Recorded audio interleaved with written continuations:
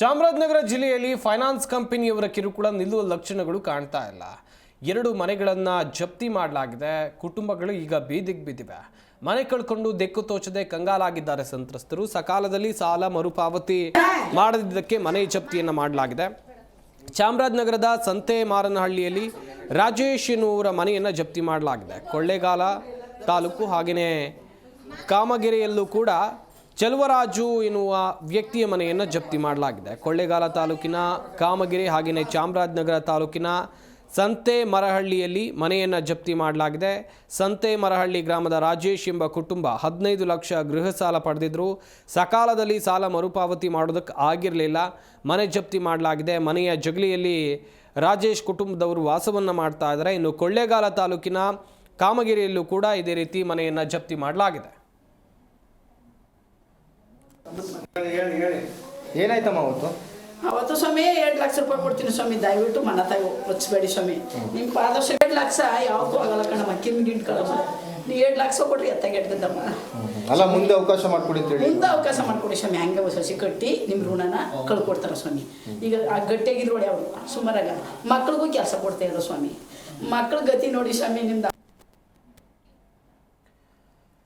ಬೇರೊಂದು ಪ್ರಕರಣವನ್ನು ಗಮನಿಸ್ತಾ ಹೋಗೋದಾದರೆ, ಸಾಲ ಮಾಡಿದ್ದು 4,66,000 ರೂಪಾಯಿ, ಆದರೆ ಇದರ ಬಡ್ಡಿ 7,20,000 ರೂಪಾಯಿ. ಗಮನಿಸಬೇಕಾದಂಥ ವಿಚಾರ, 7,20,000 ರೂಪಾಯಿ ಬಡ್ಡಿ ಕಟ್ಟಿದ್ರು, ಅಸಲು ಮಾತ್ರ ಇದುವರೆಗೆ ತೀರಲಿಲ್ಲ.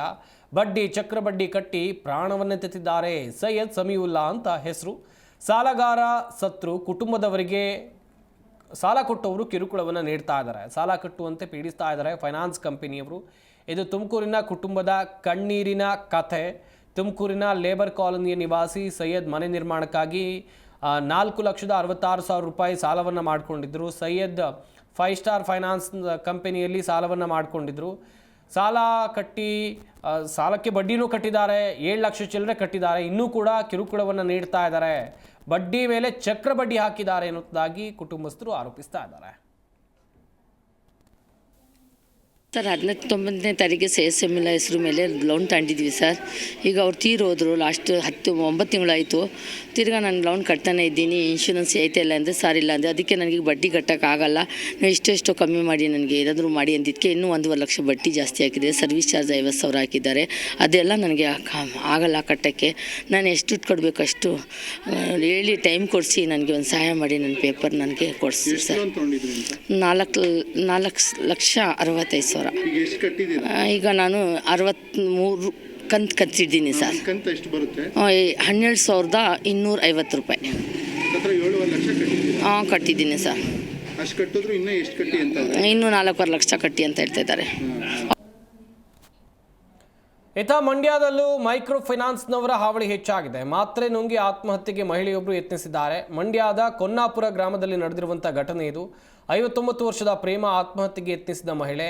ಮಂಡ್ಯ ಜಿಲ್ಲೆ ಮಳವಳ್ಳಿ ತಾಲೂಕಿನ ಗ್ರಾಮ ಚನ್ನಪಟ್ಟಣದ ಉಜ್ಜೀವನ್ ಬ್ಯಾಂಕ್ನಲ್ಲಿ 6 ಲಕ್ಷ ಸಾಲವನ್ನು ಪಡ್ಕೊಂಡಿದ್ರು. ಈಗಾಗಲೇ 6 ಲಕ್ಷ ಸಾಲವನ್ನು ಈ ಕುಟುಂಬ ತೀರಿಸಿದೆ. ಕೆಲವು ಕಂತುಗಳು ಕಟ್ಟದ ಹಿನ್ನೆಲೆಯಲ್ಲಿ ಮನೆ ಸೀಸ್ ಮಾಡಲಾಗಿದೆ. ವಾರದ ಹಿಂದೆ ಮನೆಯನ್ನು ಬ್ಯಾಂಕ್ನ ಸಿಬ್ಬಂದಿ ಸೀಸ್ ಮಾಡಿದ್ದಾರೆ. ವಾರದಿಂದ ಸಂಬಂಧಿಕರ ಮನೆಯಲ್ಲಿ ವಾಸವನ್ನು ಮಾಡ್ತಾ ಇದ್ದಾರೆ. ಈ ಹಿನ್ನೆಲೆ ಮಾತ್ರೆ ಸೇವಿಸಿ ಆತ್ಮಹತ್ಯೆಗೆ ಯತ್ನಿಸಿದ್ದಾರೆ ಎನ್ನುವಂಥದ್ದು ಗೊತ್ತಾಗಿದೆ. ಸದ್ಯ ಮಹಿಳೆಯನ್ನು ವಿಮ್ಸ್ ಆಸ್ಪತ್ರೆಗೆ ದಾಖಲು ಮಾಡಿ ಚಿಕಿತ್ಸೆಯನ್ನು ಕೊಡಿಸಲಾಗ್ತಾ ಇದೆ.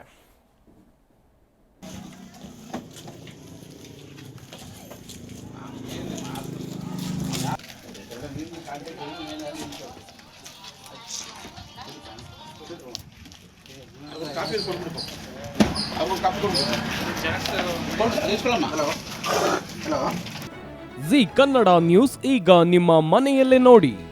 ಎಲ್ಲ ಕೇಬಲ್ಗಳಲ್ಲಿ ಈಗ ಲಭ್ಯ.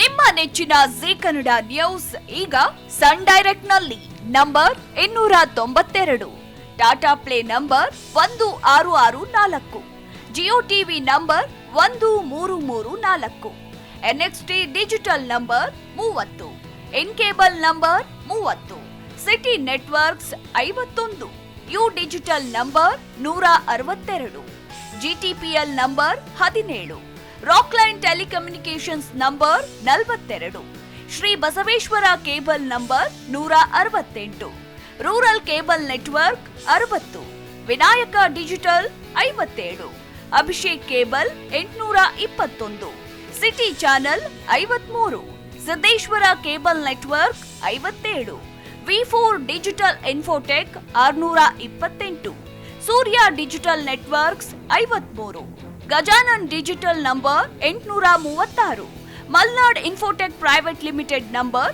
56, metrocast number 830, victory digital number 167ರಲ್ಲಿ ನೋಡಿ ಆನಂದಿಸಿ.